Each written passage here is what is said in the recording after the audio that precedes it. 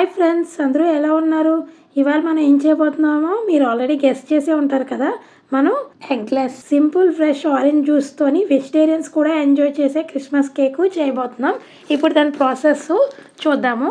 First దానికి నేను నా దగ్గర ఉన్న డ్రై ఫ్రూట్స్ తీసుకున్నాను. నేను కిస్మిస్, టూటీ ఫ్రూటీ, ఖర్జూరం అన్ని యాడ్ చేసుకున్నాను. దాంట్లో 3 ఆరెంజ్ ఫ్రెష్ జ్యూస్ తీసుకొని పల్పుని అందులో యాడ్ చేసి ఒక 3 అవర్స్ వరకు నేను సోక్ చేశాను. తర్వాత హాఫ్ కప్పు షుగర్ తీసుకొని అందులో 1 టీ స్పూన్ బటర్ వేసుకొని క్యారమిల్ రెడీ చేసుకొని ఉంచుకోవాలి. కొంచెం బ్రౌన్ షేడ్ వచ్చిన తర్వాత ఒక 2-3 స్పూన్స్ వాటర్ వేస్తూ క్యారమిల్ ని కొంచెం లిక్విడ్ లో చేసుకొని పక్కన ఉంచుకోవాలి.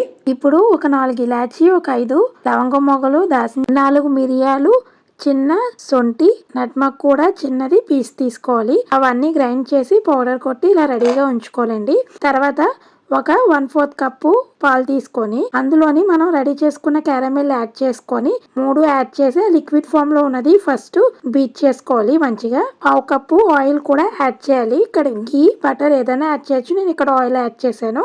ఇప్పుడు each 1 teaspoon baking soda, baking powder add చేసుకోవాలి.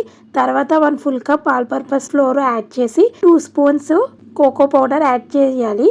తర్వాత మనం ప్రిపేర్ చేసి ఉంచుకున్న పౌడర్ కూడా యాడ్ చేసి చిన్న ఆరెంజ్ తురుము కూడా యాడ్ చేయాలి. ఇది టేస్ట్ ఎన్హాన్స్ అవుతుంది క్రిస్మస్ కేక్ కి. ఇప్పుడు ఆ ఇంగ్రీడియంట్స్ ఉన్న మిక్స్చర్ అంతా మంచిగా బీట్ చేసుకోవాలన్నమాట. తర్వాత మనం 3 అవర్స్ సోక్ చేసుకున్న నట్స్ అన్ని యాడ్ చేసుకోవాలి. ఇక్కడ నేను almond, cashew nuts, sunflower seeds, pumpkin seeds తీసుకున్నాను. మీ దగ్గర ఇంకా ఏ డ్రై ఫ్రూట్స్ ఉంటే అవన్నీ యాడ్ చేసుకోవాలి.